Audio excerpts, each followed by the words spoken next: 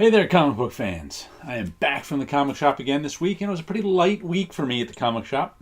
Only 3 comics. One from my pull list, and 2 I picked up off the shelf.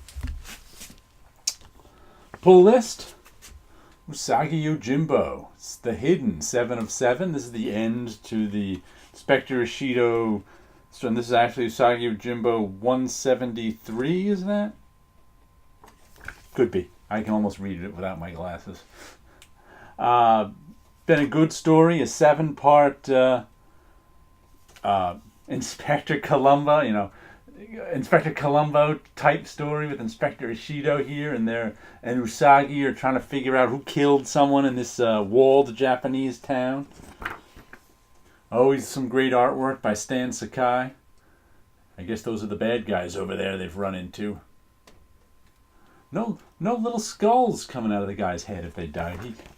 Stan Sakai is often drawn when people die. There's some good death looks right there.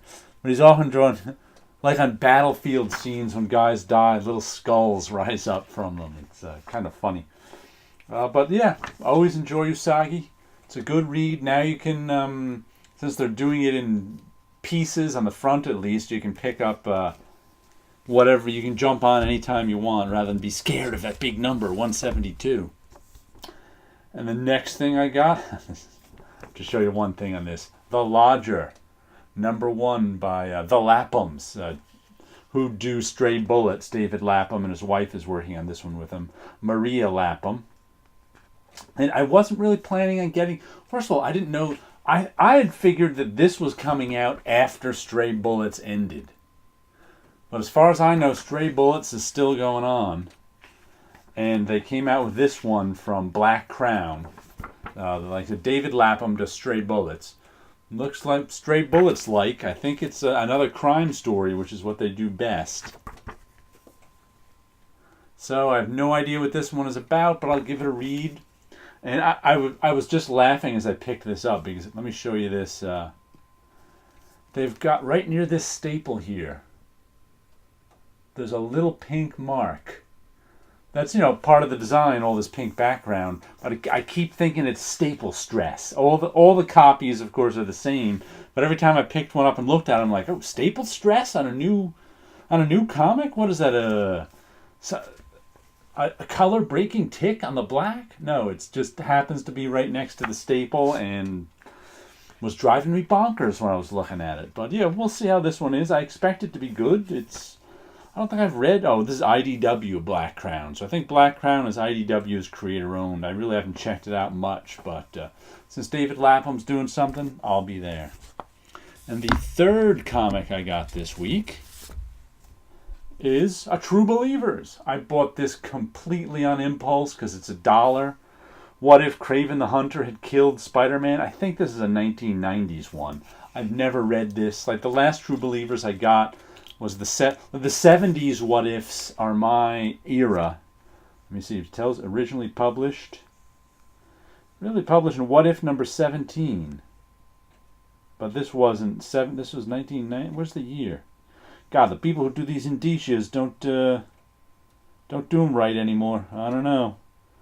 They used to put what year it was first published in, but it doesn't seem to be doing that. But let's see. Like I said, I think this is a 90s one. At least I don't remember it. This is not the 70s. Of course it's not the 70s. It's got that black costume. Duh. But yeah, we'll give this one a read. Who did this one even? I don't even... I bought this completely on impulse out of nostalgia. Story in pencils by Rick Howell. Inks by Marie Severin. Okay. Special thanks to Kurt Busiek. So, yeah.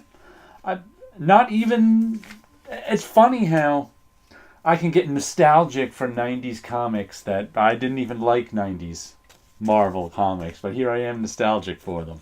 Oh, the last thing I got was, since it was a slow week, stocked up on some current comic book bags, just because, need bags eventually, and I'm not going to be buying... Like last week, I think I had 7 comics.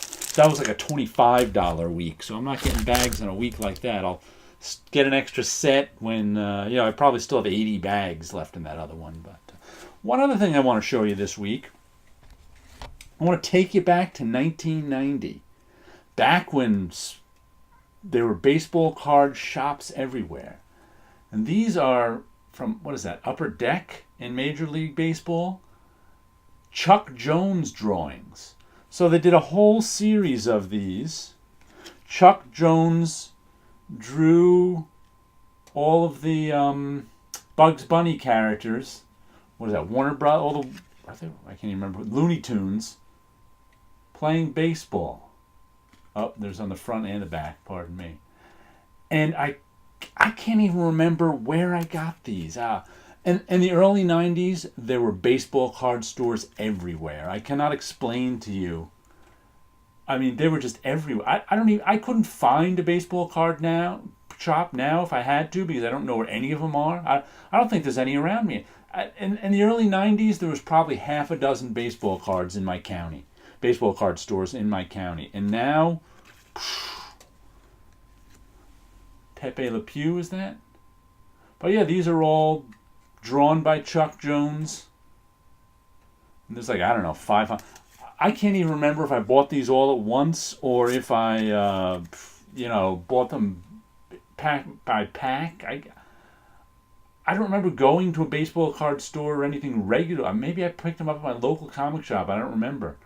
But I just dug these out of the closet today because they used to be in 9-card sleeves. But I needed the 9-card sleeves for my own art. I make little art this size, so I was out of 9-card sleeves. So I was like, I still have those Chuck Jones cards stuck in a closet somewhere. Let's use the sleeves. So now now I put them in a box, and check this out. The white sock. I didn't even get this. My sister gave me this box to make. But the box that her socks came in are baseball card size. They fit right in the box. Pretty cool.